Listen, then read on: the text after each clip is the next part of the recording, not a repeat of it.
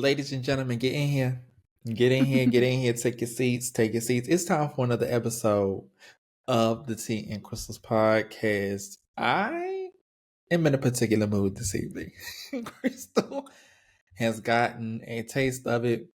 I don't know if Mercury is in, remix or whatever they call it, or what's going on. But on this here evening, it's gonna be an interesting episode. And before we get into it, y'all know how I gotta start the show. Kristal, how are you, my friend?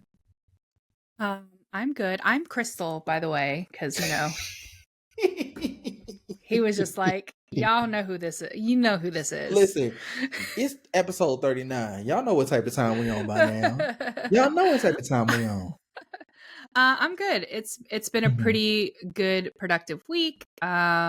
Happy Father's Day, by the way.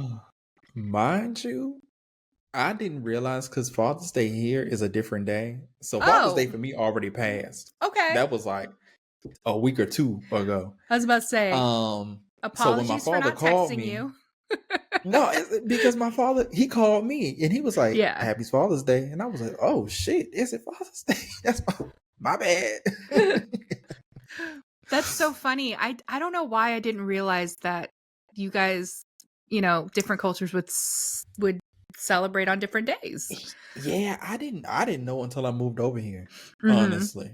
And I saw it because I have Danish and English or US holidays in my calendar. And I was like, why is Father's Day on here twice? Yeah. So, but we celebrated the Danish one.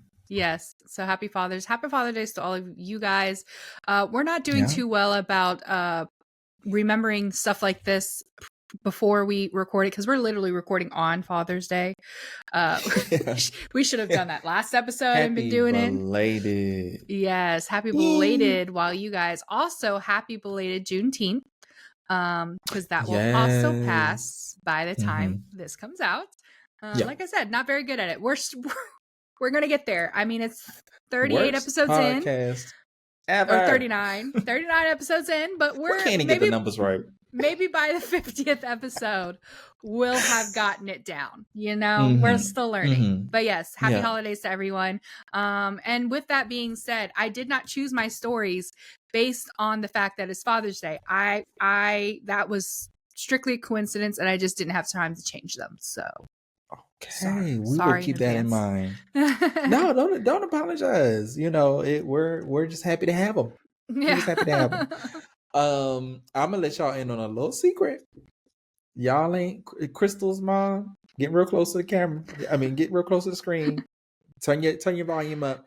This is finna be the Reddit rabbit hole extravaganza. Kristal and I have come equipped with a bunch of stories that we are very excited to share, but we do have a little something that we want to get into beforehand, because I don't know if you was done telling people how you doing, how your week was, and all that stuff. I don't know how much you wanted to share about what's going on. No, I'm done. We can keep that really short and simple. But there's a couple announcements I want to make at the top of the episode, because you know how y'all do at the bottom of the episode. Okay, baby. So first of all, we see the analytics. I know. At the top of the episode, first of all, number one, thank you guys for your 5-star reviews that you've been doing. We would love for you to continue doing it, and also start writing the 5-star reviews. Written 5-star reviews is where it's at. We would love for you to continue doing that.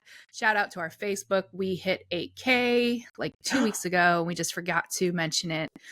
We appreciate you guys so much from the bottom of our hearts. Truly, truly, truly. Also, Timmy and I have spoken. We've used words. And we will be moving the episode from Fridays to Mondays, starting after the week after July 4th. So July 8th, I think, is when our is the first time we'll release an episode on Mondays. It will be probably the same, at least time-wise, like, very, very early in the morning. But Mondays is where it's going to be at from now on. That means that instead of getting sneak peeks leading up to the episode, instead you'll get the episode, and then you'll get, sneak peeks that just show promoting it and all that stuff. So we appreciate you guys to continue interacting with them and showing your love for them. And that's I'm what I very got. excited about that. Kristal and I, we just had our meeting before we got on the show. We was on there for about an hour and a half. As usual. just going, but it was all about the show. And we have some exciting things coming up. We've been promising y'all a lot of things, but we promise y'all they are in motion. We just finished talking about it all. Things are gonna look a little different, maybe sound a little different. You may see some faces. We are very, very much looking forward to the second half of the year with this podcast. Kristal and I, over the past month now, Kristal, we have been working out, with our schedules, because we both been shaking and moving. And we were looking forward to this time when both of us were going to be busy. Yes. And I feel like, we've made it work. You have. Shout out to you, Kristal. Shout out to you. No, shout out to you, girl. Because y'all would have been reading Simlish if it weren't for Kristal and the captions on the YouTube video last week. So everybody say thank you, Kristal. Thank you. And that's my bad, because my job, things be going into the evening time with my job because of time difference. So shit just things just switched up on me, so I wasn't able to hold up my end of the deal. But thank you, Kristal, for that. I just want to thank you in front of the people. So Kristal, I heard you got something for us before we get into the extravaganza of it all. Oh yes, absolutely. We have some Kristal queries to get into. Some stuff that we didn't get into the last time. These are some leftover stuff that we're gonna get to. They're pretty simple, pretty easy, nothing too thought-provoking, I don't think, but we'll see. Okay, we'll see. Okay, so we're gonna start off real simple with this one. What is, if you have one, what is your favorite movie? Oh my gosh, that is so crazy. I was just thinking, I think last night, if someone asked me what my favorite Beyonce song was, very random, but I would say, if somebody asked me what my favorite Beyonce song is, like, what the hell would I say? And I really don't know. The question is, what movie? What's my favorite movie? What's your favorite movie? Honestly, the first movie that comes to mind is The Wood. It's a movie. It's a black ass movie from the 90s. And it's about black boy adolescents, like them. I think they're at a wedding, I think is the situation of the movie, but they are like reminiscing on when they were teenagers and stuff. And I was a teenager, I think, around the time that I first saw that movie. And it was just so, like, it captured me, and it has captured me since then. Like, anytime I've been asked that question, I always say The Wood. That's awesome. That's interesting. Or The Wiz.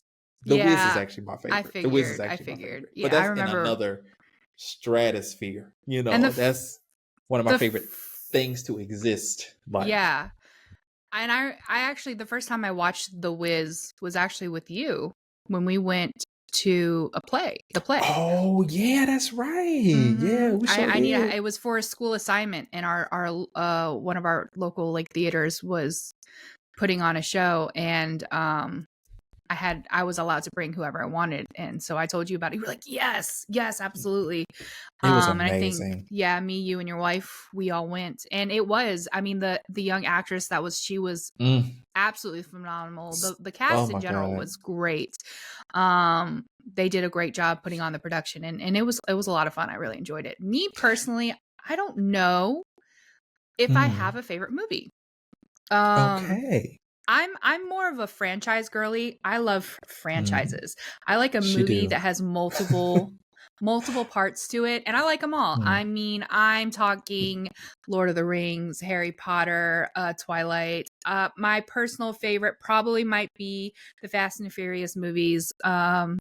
it's a special place in my heart because it's one of the first franchises that me and some of my family members bonded with a little bit. You know, any of the Marvels, the DC stuff, like I'm all about the franchise stuff. I like watching things that have multiple parts to it. But you know what? If I were to say, I don't know. I mean, my favorite Disney one is definitely The Lion King. I've always been very partial to it for some reason. I just always loved it. But lately, one of my favorite movies has actually been Practical Magic, and I've just found out that they're going to do a sequel with both Nicole Kidman and Sandra Bullock. Now I love Sandra Bullock now. Speed, Miss Congeniality. Oh yes. The other cop one she did. I can't remember the name of it right now. I think it's Heat. Is it Heat? Is that one with Melissa McCarthy? Melissa McCarthy. Something like something with Heat. Okay. Yeah. The Heat or something like that. Yeah, I do love a Sandra Bullock now. Okay. I feel like Sandra Bullock is one of those actresses that Black people don't play about. Like with Angelina Jolie. Like we don't play with energy. Don't say nothing about Angelina Jolie and don't say nothing about Sandra Bullock around me. Okay. Right.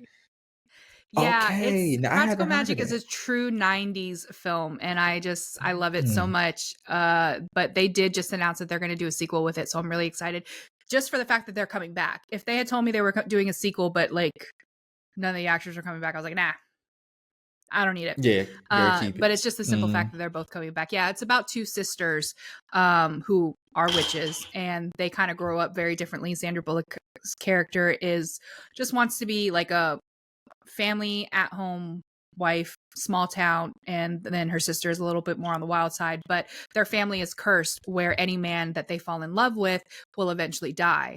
And so it's basically about them kind of magically killing Nicole Kidman's abusive boyfriend and then just trying to figure out how to get out of that mess. I might have to watch this. It's good. I love it. It sounds like a good time. Yeah. It is. It's a good time. It's peak Sandra Bullock and Nicole Kidman for the 90s. I mean, they've done amazing things. Okay. Let me see. What mishap has happened on a trip that made it unforgettable? Unforgettable or unforgivable? Unforgettable. Like what is something that's made that trip memorable just for something that's happened? That's a grand question, and I'm really this so terrible thinking of it on the spot because I'm blanking. I'm like, there's so many trips. Like I didn't mean to say it like that, but I go on so many a year. No, it's so hard to think about. Oh my God. This is just terrible. Travel the world. Girl, shut the hell up. I don't know. I don't nothing crazy has happened. Really? I don't think. No craziness happens on your trips. I need to just start going on trips with you. I feel like all the trips I go on, like something weird or crazy happens. I mean, the little things. Right. Like a little something here, a little something there, people, especially when we were in Rome, like Jesus Christ, like people trying to swindle us left and right. Oh well, okay. Here's a little something. Speaking of Rome, because we were literally getting like people trying to swindle us left and right. If you ever go to Rome, they don't tell you that. Be prepared, and I mean from the time you step off that plane into the main terminal, there's going to be people trying to scam you out your money. Like, get ready. People who claim that they are like official transportation people trying to get you to do stuff. Beggars, people giving you things. Okay, so this is the little story. I'll tell it quickly so we can get into the stories.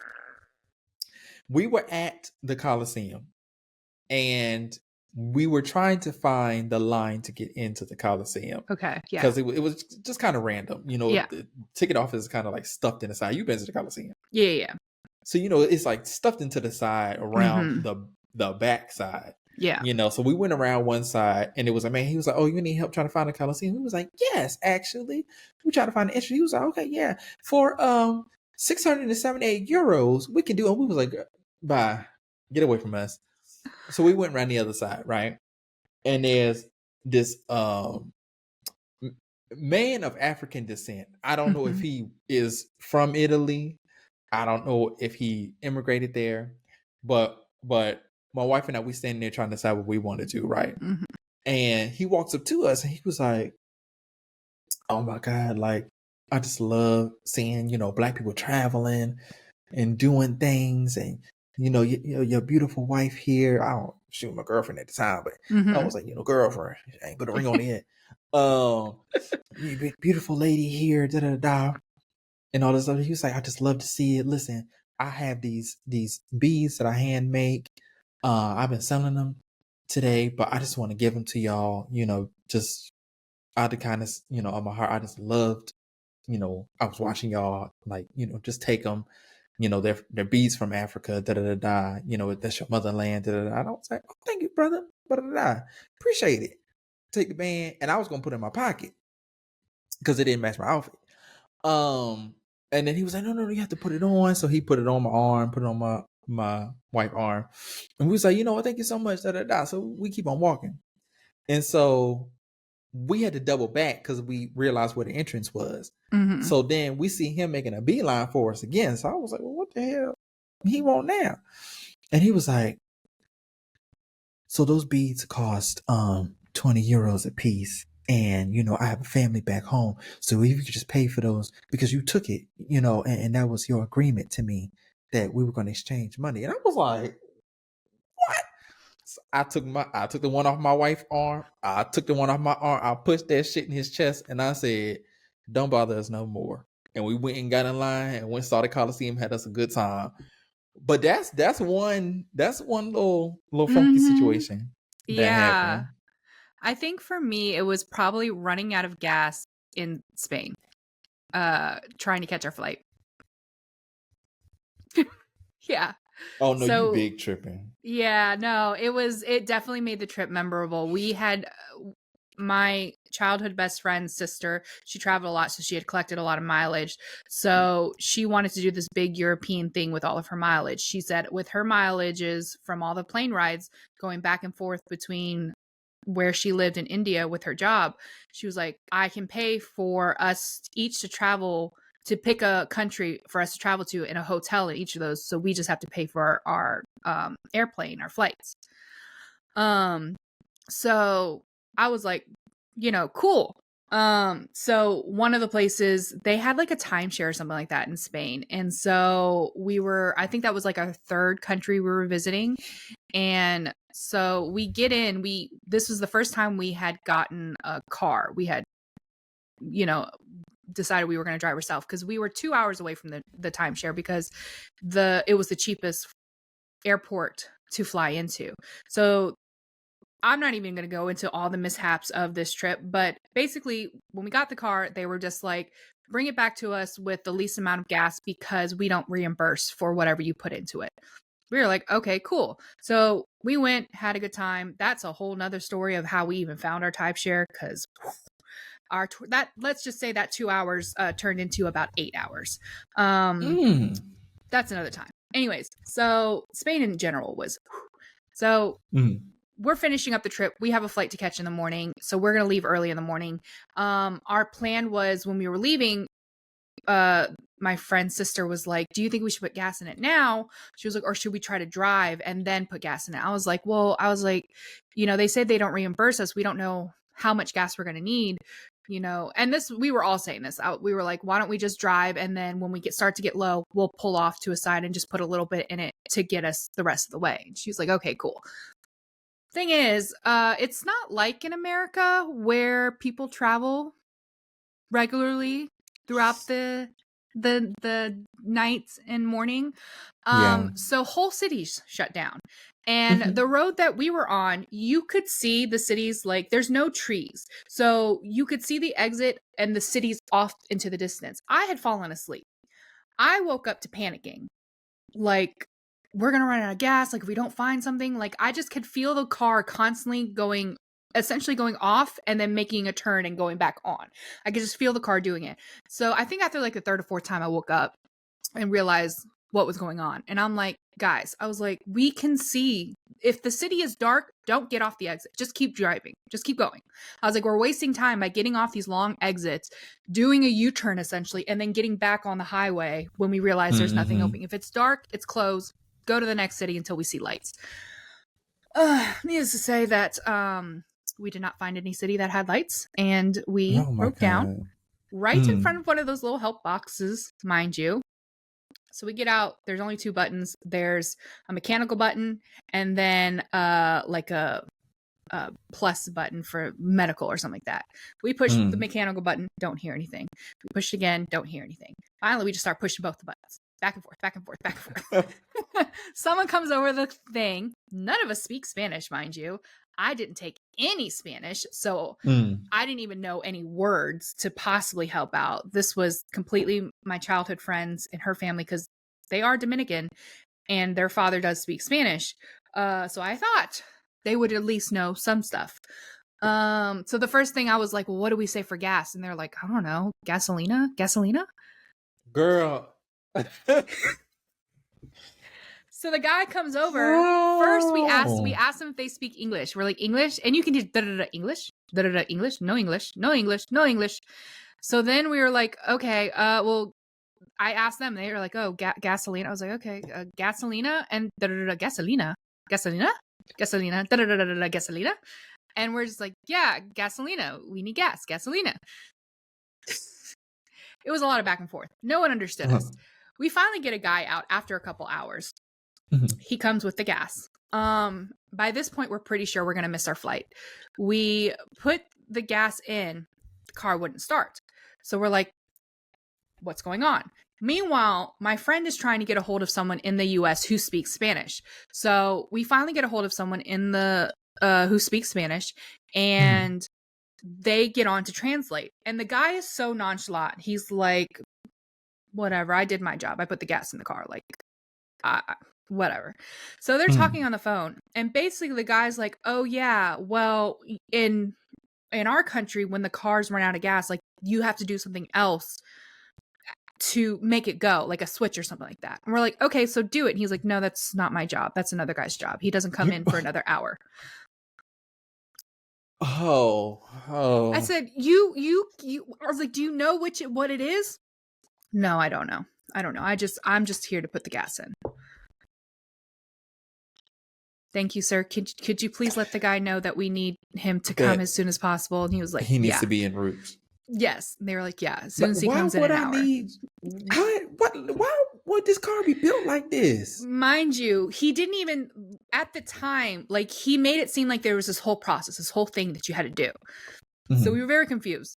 So he leaves. We already know we're missing our flight. We're going to miss our flight. Mind you, we're like 10 miles away.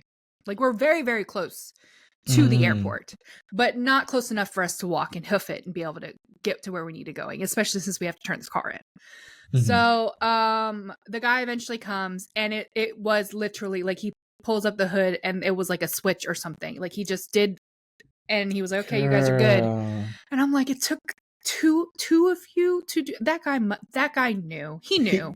It's a union job. He couldn't do it if he wanted to. So we missed the flights, which ended up being okay, because we ended up staying in one of the most beautiful places we'd ever seen. That is a story for another day, but it had definitely made an already memorable trip very memorable. Wow. And I'm gonna leave it at that. And since we have so many stories that we want to get to, I'm gonna pause on this Kristal Clears, and steamroll right into it. Well, you are up first, ma'am. I am. Okay. Because we want to get as many stories as we can. Okay, like I said, I picked these prematurely, not realizing this was going to be Father's Day. So this is not a slight against any of you guys when it comes to my stories. Okay? Not a slight. Now, I thought this was going to be in our favor. See, no. See, if I had remembered, if I had realized, I would have. And I took that personally. And I took that personally. So this is not a slight. This is just how it worked out. Okay. Okay, so this is from the Am I the Asshole? And the title is, Would I be the asshole if I miss my daughter's graduation? Apologies if this seems a bit weird. I overheard someone talking about this site and thought I would ask for opinions on a dilemma I am facing. I, male 41, have 4 children, but this post is about my 2 oldest children, Rebecca 22 and Aaron 10. Rebecca's mother and I divorced when she was 12 due to her mother's health issues, and I were married shortly after. Due to life circumstances, Rebecca primarily lived with her mother and visited us on weekends. Rebecca is an incredibly smart girl, graduating at the top of her class for high school. She is about to graduate with her BA, and she is graduating summa cum laude with acceptance to a top law school in the fall. Every day I grow more proud of her. My son Aaron will be graduating from elementary school to middle school, and I found out that his graduation is the day after hers. We don't live very close anymore. I won't disclose where I live because my wife uses the site, but the flight time alone is close to 20 hours with layovers. Attending both graduations, while possible, just isn't practical. My wife really wants me there for Aaron's graduation, and since Rebecca is getting another degree, I told her that I would attend the next graduation. Aaron advancing to middle school is a big deal since he is a bit academically challenged, and we worried he would be held back. Rebecca seemed upset at first, but then told me it was fine and that she understood.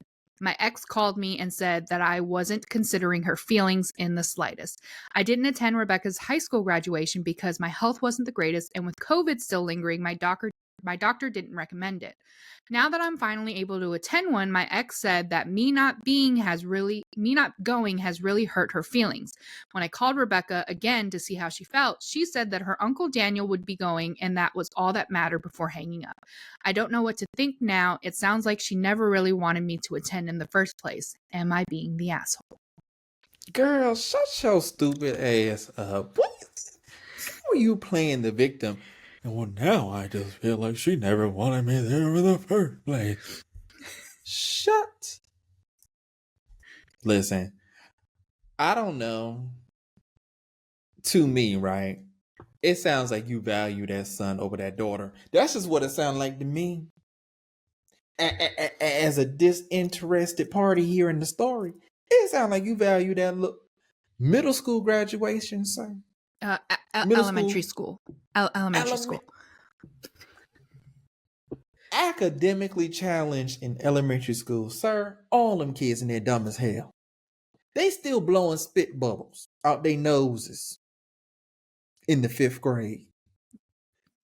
They just now getting used to multiple periods, class periods. Gotta be careful with that. You know, class periods at that age. Are you kidding me? Are you? Listen to him.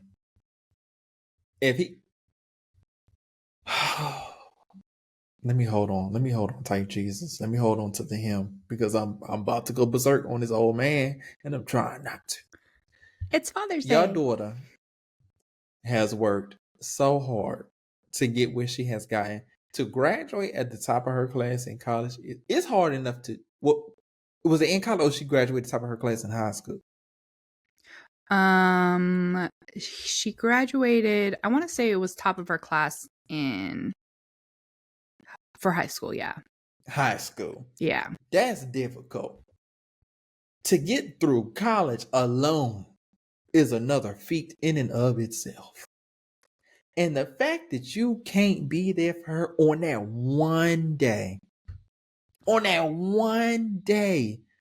that she has this graduation left, and that may be it. Mm-hmm. Because don't nobody know what's going to happen in the future. This may be her last graduation, especially since you missed her high school graduation. This little nigga here, this little bastard here, got at least 2 more if he's in the public school system. He got his middle school graduation and his high school graduation. And I know you're going to be front row and center for them. So, you know what? Don't go. Don't go. And you reap those consequences. Okay? When you looking towards your daughter to make sure that she can supplement your pension, and she don't. Because that job that she got with that degree that she got that you didn't give a shit about, not even enough to come on her graduation day. You ain't entitled to none of that, big dog. Her mama getting all that. So I hope you all right. I was about to say the child ain't did nothing to me. I was about to say something real mean about that child. But that little child of yours, that little son of yours, that you said is still counting on his fingers in the 5th grade, you better hope he get it together when he get to middle school and he can turn it around and that you live long enough. Quiet as it's kept. Because she's 22, he 10. What the hell going on there? Yeah. Because you had her at 19? Or what's the story behind there? So apparently he divorced Rebecca's mother because after one stillbirth and a very difficult and dangerous birth with Rebecca, she wasn't willing to go through pregnancy again. So he got his next partner pregnant almost immediately after the divorce went through, possibly even before, and rushed to marry her. And that's how his second family came about, because he wanted more kids. Is the youngest of the second batch. No, I think actually the 10-year-old is the oldest of the second batch. I think Rebecca is the oldest from his. He's got Rebecca from the first marriage, and then he had when the wife he realized the wife wasn't going to have more kids after Rebecca was refusing. He finally divorced her because he wanted more kids. He immediately had another child, which is where the 10-year-old comes into play. And then I think he's had more since. So he stayed with her for 12 years? I guess so. Okay. That's where my confusion was coming in, because I was like, immediately. I think Rebecca was first, and I think they had a stillbirth afterwards. This is from the comments he has said. And then after the stillbirth, the wife was like, I can't do anymore. I've had 2 difficult pregnancies. I can't have any more kids. I can't go through it anymore. But they were together for an extended period of time. Right. After Rebecca was born. Right. That's what I'm thinking. Got you. So I want to know how old you were I want to know how old you are, sir. Yeah. I want to know what's in the cards for you making it to this little 10-year-old's college graduation. Is they finna be wheeling you in there with an oxygen mask around your head? Listen, because you done pissed me off tonight, sir. Pad for me, Kristal. I gotta blow my nose. Yeah, and I think it's very telling the fact that whoever his wife now is the one who's like, well, I don't want you missing our son's elementary school graduation. Like, she's obviously in agreement for him to be there for their child and not for Rebecca and her graduation. So I think overall you can just tell where Rebecca lands in this family dynamic altogether versus, the one with her mother. Unfortunately, despite how much he wants to praise and talk about how proud he is of his daughter, she is obviously not a very high importance to that side of her family. And good for her for not, there was a lot of ways you could have gone and responded to this, and I would have completely understand all of them, but good for her for just being like, okay, you're not coming, fine. Yep. And then when someone's finally like, no, she wasn't actually okay, like she's upset by this, and he reaches out again, she just tells him, hey, my Uncle Daniel's going to be there, and that's all I need. It is what it is. It is what it is. And just like I almost gave my brother an arms up. My bad. I'm still a man at the end of the day. I can't do too much on the men race, but for you to play the victim, sir, is crazy. Yeah, crazy. That's what got me. The very last line when he was like, "Well, it sounds to me like she never wanted me to come in the first place." No, sir, it sounds like she never expected you to actually come, and she's not surprised by this. Shut up, Kristal, you better preach. You better preach in here today. Good God Almighty, yes, that is exactly it. She had tampered her expectations from Jump Street. Mm-hmm. And that's where I'm going to leave that. Yes. All right, you're up. My own business. You're up. I am up. I just want to say, y'all can thank Kristal for the fact that this story is being brought to you here on today's podcast, because it was deleted by the poster and I was devastated. Kristal, no, I had an attitude. Mm-hmm. I was so irked that they deleted it. And Kristal was like, well, sometimes they put them in the comment section. I go to the comment section. What's the first thing I see? The story. Everybody say, thank you, Kristal. You're welcome. Thank you, Kristal. Here we go. So this one is from the subreddit r/am I the asshole? And it is entitled, Am I the Asshole for Snapping at My Friend? I believe it's supposed to be girlfriend. I think that's what the original title was. Am I the asshole for snapping at my girlfriend? She made a CHAT GPT rap about my cat dying of cancer. What? Woo! Y'all, I'm going to try to make it through the story without laughing, but I'm telling y'all now, it's going to be difficult. Okay. All right. Here we go. My 23-year-old female girlfriend, 23-year-old female, is staying over at my place for the weekend. She's kind of a wacky girl, and that is usually okay with me. I like her jokes just fine.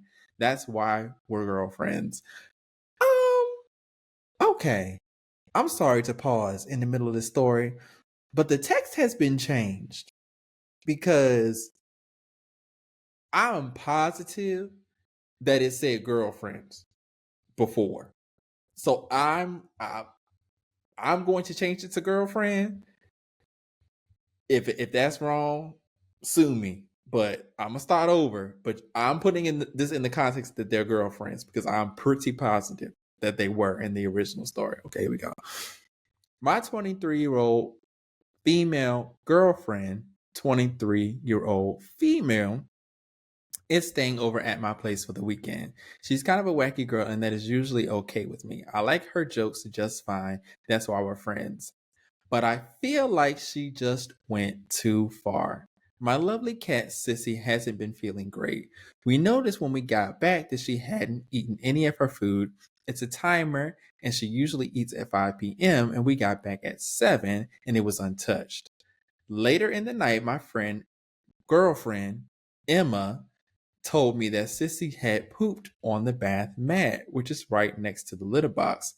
She was worried that Sissy was actually sick, since cats pooping outside of their litter box can be a bad sign. I decided to take her to the vet tomorrow after she leaves. This is all normal, but we started hanging out in my room and the mood got silly. She likes generating dumb rants with ChatGPT based on personal events, and usually it's just things like her winning a board game, so it's no big deal. It's pretty funny. But she started generating raps about my cat dying of poop cancer. I told her that was messed up. I don't want to hear jokes about my cat dying. She kept saying things like, in our hearts, you'll always stay, even though poop cancer took you away. Then she went even further and asked ChatGPT to generate a version of the rap where we weren't sad that Sissy died because she was annoying and we were only pretending to be sad she's gone. I was clearly actually annoyed and the vibes were bad, and I was telling her to knock it off, and she was still slap happy and giggling.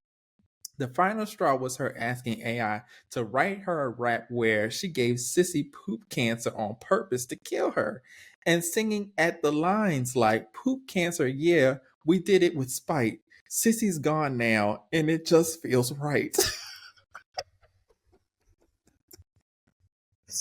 I snapped at her. She was going to sleep on an extra mattress I have in my bedroom, but I dragged it out of my room and told her that she could sleep in the living room.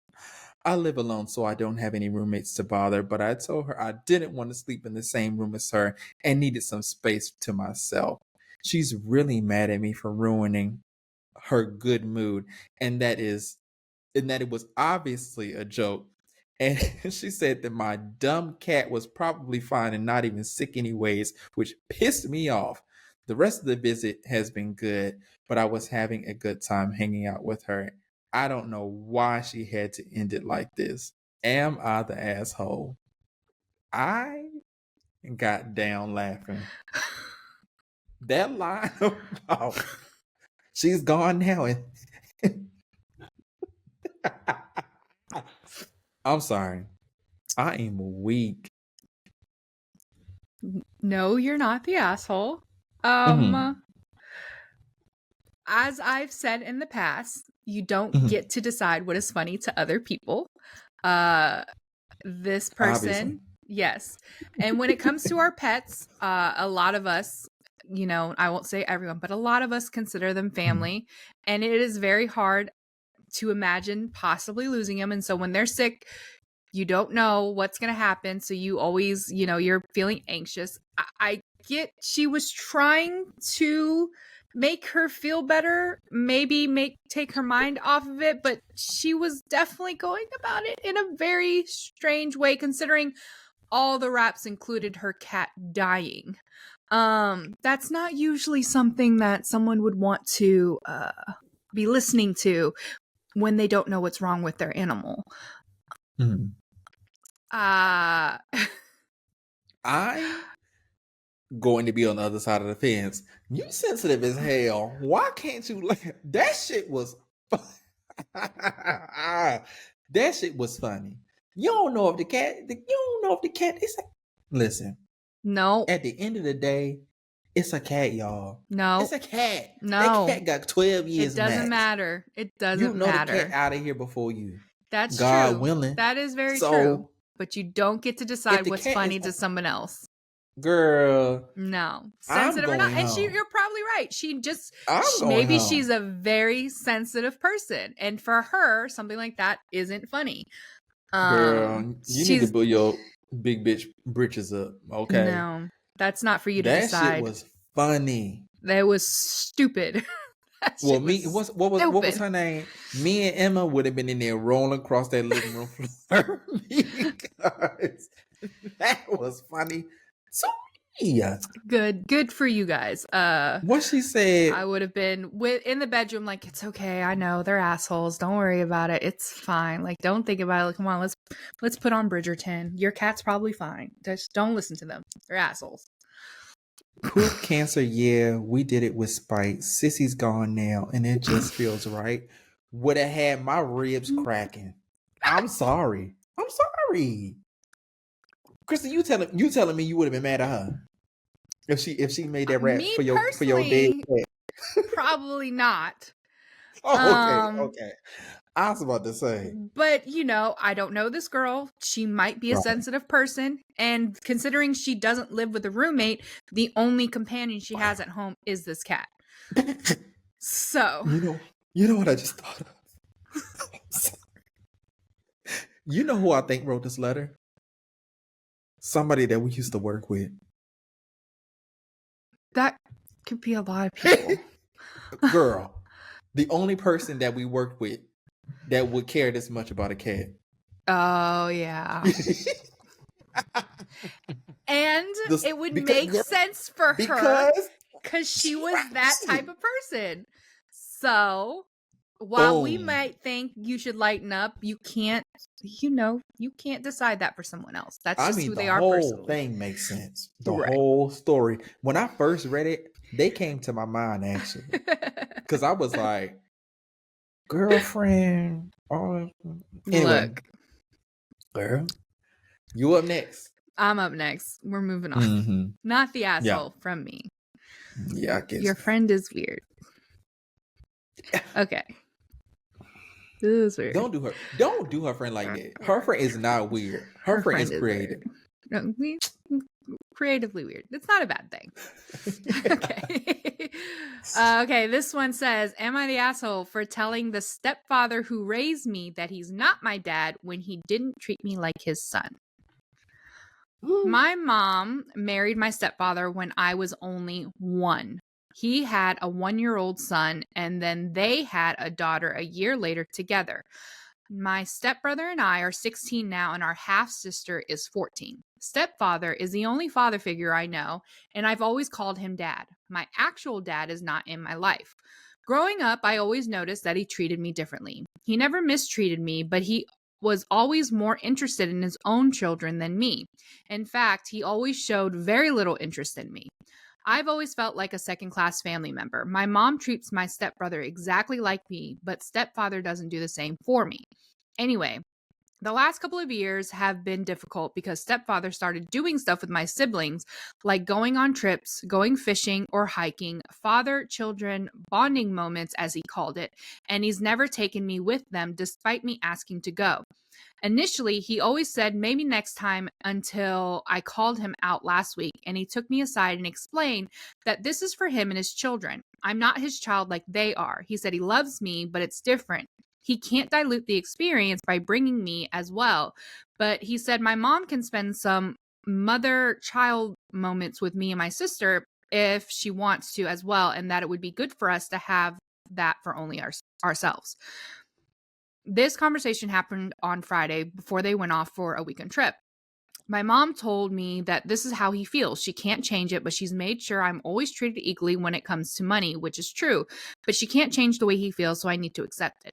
I've been thinking all weekend, and it was clear to me that he doesn't see me as his son. It's wrong of me to see him as my dad. So I decided that if I'm the stepchild he tolerates because of my mom, I'm not going to pretend like we're anything more. I decided to stop calling him dad and go by his first name. So on Sunday night after they returned, I said, "Hi, Tom." He was surprised but didn't say anything. At dinner, he asked me what that was about, and I explained that I don't want to dilute the experience he has with his real children by calling him dad when clearly I'm not his son. It's something that should have been kept for his actual children. I was told to go to my room by my mom. Later, she came to me and said, "This has hurt him and I should apologize." I said, "I'm just following his lead and treating him exactly like how he wants to be treated by his action. And if he's hurt, then he should look in the mirror because that's his actions." My mom told me in the end that this is the man who raised me all my life and I need to apologize and show remorse. She says he's 95% of the way for being a dad to me. I shouldn't ignore all of that and focus on the missing 5% and reject him entirely. I declined. Said he's the one who needs to apologize if he wants things to change between us. Am I the asshole in this situation? Your mama, sometimes, Kristal, sometimes it be the mamas in these situations that piss me off more than anything. Because this is why I'll be having them conversations about them blended families. And I'll be on one side of the fence when it comes to that, because these mamas stand behind these husbands when these husbands be doing fucked up shit to their kids. Now, it's for you to stand up for that man when he's telling your child, you gotta come 100% of the way with me, right? You have to look at me as your father, treat me like your father, all this other stuff, but I'm gonna treat you as a second-class child. Right. I want all the perks of fatherhood because I've been here since you was 1. Right. So but I get to dictate how I treat you, even if that's making you feel like shit, making you feel like you're an other. I don't get how you as a man can look at a child that looks to you as a father figure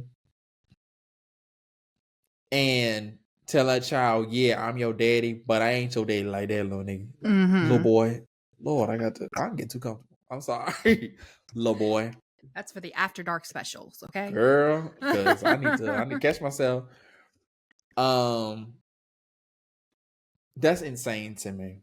Yeah. That you would even fix your mouth to say something like that. And then to send the message through your wife. Like, why didn't you go in there and have that conversation, sir? Yeah. Why didn't you go in there and say, "Hey, what's going on? Like, you said this. It made me feel a little weird. Is there a reaction to this? Because if that's the case, then that's fair. That's essentially what you told him. Yeah. I'm your daddy, but I ain't your daddy like that. Okay, then, Tom. Like, you finna be Tom in this house. And when I get up out this motherfucker, I'm gonna talk to my mama. We ain't gotta talk no more. Yeah. We ain't gotta talk no more. Because obviously you let me know, like, if I can't get no perks of being your son in this house, I damn sure ain't getting it outside the house. So we might as well cut our ties right now. You just the man that living with my mama at this point. Yeah. You know what I'm saying? How dare you as a man do that to a young man in the prime, if I can get my thought together, of his adolescence? Arguably, excuse me, one of the most important times of his growing up. These are foundational moments when, because a lot of us, didn't have a father around, but we had father figures, right, that fill the gaps.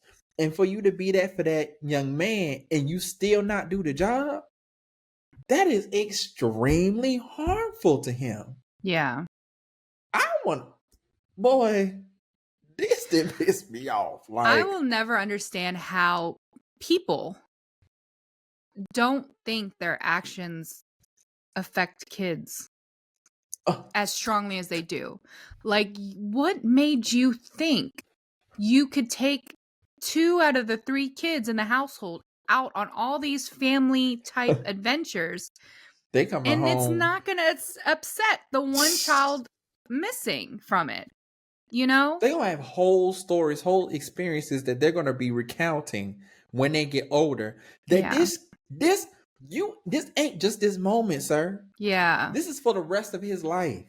These are moments that he wasn't a part of. Yeah. That he's always gonna have to think about when they bring him up at the family reunion. They having a good time, cat and kicking. That time we went fishing and the hook got caught in your leg.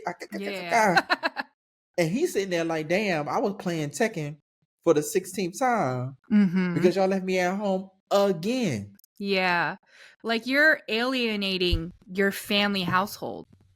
You can never be a true family unit when you're alienating even one person in the family. No matter what if you're not fully prepared for your blended family to become one family, yep, y'all need to just stop. Y'all just gotta stop. And for your mama to sit there and let that shit happen, like, that she's not like, no, you're not going out alone with them kids. Like, we're coming with y'all. You know what I'm saying? And if you want to, it would be one thing if you were taking the daughter and the son separately. Your biological kids separately, but also taking out this young man separately. Because that's something my mama did. My mama used to take us out separately. They had one-on-one time with the 3 of us. And we loved it. We never got jealous of each other because it was balanced. And it was never nothing planned. It was just random. Hey, you big head, come on. We're going to lunch somewhere. We're going to go shop for some stuff. Just me and you. Great. Y'all girls go have y'all time. I got the GameCube to myself. Yeah. Sensational. You know what I'm saying? If you were doing that, that's one thing. But for you to tell that little boy to his face, like, you ain't making the cut. Sorry, kid. You ain't my seed. So, oh well. Good luck. Like, is his dad deceased? He doesn't mention it. He just says he's not in the picture. Because low key, there may be an argument on the other side if he's going somewhere with his dad alone. No, his dad isn't in the picture at all. He hasn't been in the picture at all. Well, then there's no excuse. Sorry, sir. I'll try to be devil's advocate for you for a second, but you just a piece of shit. Sorry. Yeah. That's the end of the road. Before I get too much more mad, you are not the asshole, obviously. Yeah. I'm gonna read one more story because it is the Reddit hole. Reddit hole. Now that's the After Dark episode for real. r/Reddit hole. We're going back down in the Reddit rabbit hole for the Reddit rabbit hole extravaganza. And we're going back into the subreddit r/am I the asshole. And this one is entitled, Am I the asshole for telling my daughter that life isn't high school? And if it was, she would be the loser now. I'm gonna read it one more clean time for the edit because Kristal's like, boy, you fucked that up. I ain't trying to around it. Am I the asshole for telling my daughter that life isn't high school? And if it was, she would be the loser now. Here we go. My daughter is 24, Kelly, and my younger daughter is 23, Sarah. They both had very different high school experiences. Kelly was very social and in different sports. Sarah was very academic and had a small group of friends. Kelly got a sports scholarship for college, but soon dropped out of college after she failed multiple classes. She basically partied and did her sport and nothing else. Sarah went on to Sarah went on to finish her college degree and is doing well in life. Kelly has a jealousy issue, and I have talked with her about it before. She is never happy when Sarah has an accomplishment. Today, Sarah told us that she is going on a cruise for her vacation this year. Kelly always wanted to go on a cruise and couldn't afford it as she was a waitress for her job. In the car, she blew up saying that Sarah was a loser in high school, so it isn't fair that she has it all now. She went on for a bit when I had enough. I told her that life isn't high school, and if it was, she was the loser now. This started an argument, and she called me a bitch. Am I the asshole? No, you're not the asshole, obviously. You know, kudos for you for, sticking up for your one daughter against the other daughter, because, some of them, they get those complexes where they think, their shit don't sink and they just think everything should be handed to them. It's jealousy is a terrible thing. It sucks. Now, granted, I don't know how growing up, because her high school was like that, she's probably used to being handed things. I wonder if that was only in high school, or if that was at home too, if she was handed things a lot, because in high school she was always doing well and then she got this scholarship and all that stuff. I'm a little surprised you couldn't afford a cruise on a waitress salary, because I've been on several cruises on my waitress's salary, but that's neither here nor there. We was in a particular establishment. That's true. We were another echelon, if you will. But I will say, it sounds like, Kelly is a little lost also. And it makes me wonder if anyone's been paying attention to that at all. Or if you guys are just like whatever, at the end of the day, she's still a very young person. And she's in a hard place right now. How is anyone trying to help her? Are you finding out what she likes? She likes sports. Maybe she would like teaching. Maybe she would do good as a coach or something, or I'm all for the hard lessons and letting people learn what they need to learn when they're struggling. But I'm also for trying to not just letting them flounder. Like, this is still your child at the end of the day. You've stuck up for one child. Great. I'm so happy to hear this. But are you helping your other child as well? School wasn't for her. It's not for everyone. She wasn't academically inclined like your younger child, so she didn't flourish in it. She does when it comes to sports, but when it comes to academics, she doesn't. So how are you helping her figure out how to navigate that? Because school isn't everything. There's trade schools and there's plenty of other jobs where you're not required to go to college to be fulfilled in life. So that's just my opinion on it. Like, I just hope that you're not just like punishing the child for not being academically inclined. Yeah. I don't think she's punishing her for because I mean she was academically inclined enough to get into college. I mean, you can get in there on a sports scholarship, but you got to have a grade or two to get in there. You know what I'm saying? Yeah. So I feel like maybe when she was in the house, she had more structure.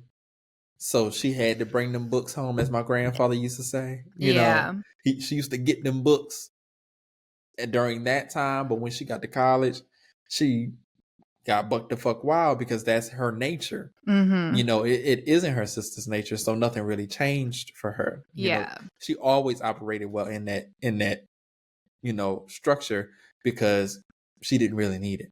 Yeah, you true. needed that structure, and you were a Tasmanian devil, and when you got out there to the college, girl, you lost your motherfucking mind. They put you on academic probation, and they said at the end of the day, girl, don't even worry about it. Okay, you're not scoring enough goals to offset them grades, so go on back home. And it is hard once you slip off them tracks to get back on them. Especially in this economy. Like, you get back out there in the real world as a young person, baby, you got to shake, rattle and shake. Like, you got to make shit happen for yourself. You got to support yourself because there's nothing else for you. And it's not easy to do that in this economy. Like, you know, back in the day, it's hard with a degree.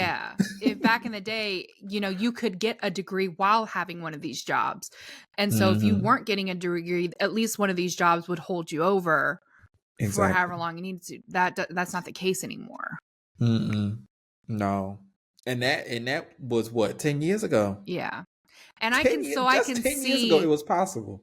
I could see where, you know, it's easy to be like, oh, well, she's just a dull person. But I could see, you know, for her, she's probably like, I've been working nonstop and, you know, I can't afford to do these things, you know. No. I just wouldn't be so quick. Go ahead. She does need to look inward, though. Yes, I agree. Like, because she's projecting a lot. She is projecting a lot. You know. And I think it's probably hard for her to have her sister, quote unquote, in this spotlight where she's always shined. I'm not negating that. But I'm also saying, like, don't just let her. She's a young girl. Like, what are you doing to help her too? Because if you're saying, well, why don't you do this? Why don't you do that? If you're offering solutions and she's just not taking it, I mean, you're doing all you can. But if you're not doing those things, like, come on now. That's your child too. Right. That's probably one of the things she is jealous about. You're heaping all this praise on this one kid, and she probably feels like you just don't care for her anymore because she didn't do well academically. But at the same time, I see what you're saying. Yeah. But I feel like that imbalance is natural only because it's like, well, girl, like, what is she supposed to manufacture things to praise her about, to supplement the fact? No, not at all. I'm just saying. Okay. I'm just saying, like, don't use the fact that she's obviously not an academic. Don't, like, punish her for it for the rest of her life, you know? I guess to say, like, my only thing is, like, what as a parent, you have this child who is struggling. What are you doing to help her figure out her way in life? You know? Okay. I see what you're saying. Because when I read it, I saw it more of, it seemed like the sister who dropped out of college been talking shit, been jealous of the stuff that her sister is doing. And the mama been tolerating it. And it's like, this is the instance where she was like, girl, shut up. And that like, could I hear that shit? Like, that could be the case. Did better than you know. Yeah, that could be the case because she's 24 years old, and so depending on when she dropped out, you know, if it was the first year, it has been years for her, so it could be the case. But and that's why I'm saying, at the same time, it's been so many years.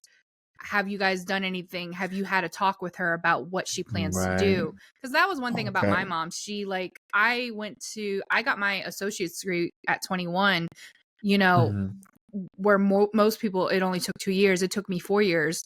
And I was drained of college at that point. And I had had experiences where it shifted my focus from one career to a completely different one. And so I didn't want to just jump into a 4-year college because I no longer knew what I wanted to do. I had, Right. for all through high school, I had this one idea that I was going to do criminal justice. I knew I was going to do it. I was going to work in it. I took specialized classes in it. And then when I went and got my associate's degree, it was with the intention of going to a 4-year college to then continue in criminal justice. But then, I experienced something within the film community, and it just like made so much more sense for me to be in a creative direction. And so when I got my associate's degree, that was right at the cusp of me having experienced that and realizing I don't want to do criminal justice. I think I want to do something creative. I don't know how. I don't know how to get into the film community. I don't know who to talk to. I don't know how to find jobs. And I was like, and I'm tired. I'm tired of going to school. I'm tired of doing papers, of all this stuff. So I told my mom, I was like, I'm just going to work. I think it was the first time I got my job at the company before I moved over. I think I was there for like 2 years before I moved over to where me and you eventually worked. But I had just got my job there. So it was decent-ish pay. And I was like, I'm just going to work. I just want to work and I want to figure things out. But even though I was doing that, my mom would still touch base with me. Like, what are your plans? What are you thinking? What do you need help with? What do you need to research? What can I do? Type thing. Just always touching base with me about what I can be looking forward to, and just wanted to make sure, because it's very, very easy once you're out of college to never go back, to never want to get back into that mindset, that studying mindset, and to just, it would have been very easy for me to just stay at that company for the rest of my days. I mean, there had been people there who did that. They were working there 20 plus years. And quiet as it's kept, that was not an environment where personal development was encouraged. Right. Like, people were actively like, I was just thinking about it the other day. I had plans for what I wanted to do, right? And I shared that with somebody that you and I have talked in code about on this podcast. Yeah. Okay. Yeah. Something, Yeah. And they told me to my face, like, you ain't gonna do that. I'll see you here next year. And where am I at now? Right. You right. know what I'm saying? Like, exactly. That's the type of environment that we were in. So for you especially, girl, kudos to you. You telling your testimony. Kudos for you for working through that shit to get what you had to get done. But I do credit a lot of that to my mom, because even though I was grown, I wasn't. I was still a kid even in my 20s. I didn't know. If it had been up to me, I very could have easily become one of those people who just got comfortable in that position and never left. My mom was a big encouragement of me going more, continuing working towards what I really wanted to do. So I'm just hoping that this person is also doing that for their child and is not just like sitting back and just watching them. But okay, because I was trying to, because when you were saying it before, I was trying to see. This was, I was throwing things out there because I was where is this? Where is she going with this? I may not articulate it completely how I meant, but yeah. But I see what you're saying now. I see what you're saying now. For in that case, don't just let her sit in that jealousy, in that animosity. Yeah. Push her to get to where she thinks her sister is. Yeah. I'm with you. I'm with you. Okay. But I am kudos for her for giving her the hard truth, for telling her this isn't high school. This is how life is. And maybe that's her way of trying to push her, by telling her, you can stay how you are, but this isn't, it's not what you thought it was. This isn't high school. You don't get to just skate through life as our parents have told us multiple times. and for not allowing her to essentially bully her sister for being academically inclined and for having these accomplishments. I had a guidance counselor in high school that pulled me to the side one day, and she was like, I just want you to really, like, we went, she put me into her office, like out the hallway. I want you to understand that you cannot charm your way through your life.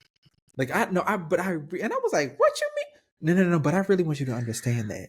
Like, that does not work out there. You cannot charm your way through life. And that changed. I really feel like that changed the trajectory of my life, because I really did, especially in high school, I really did operate that way. Like, I was, baby, it was a joke and a smile, and I got away with anything I wanted, for real. And she really showed me, like, boy, you are in for some shit if you go out in the real world and try that, because these people not gonna have that with you.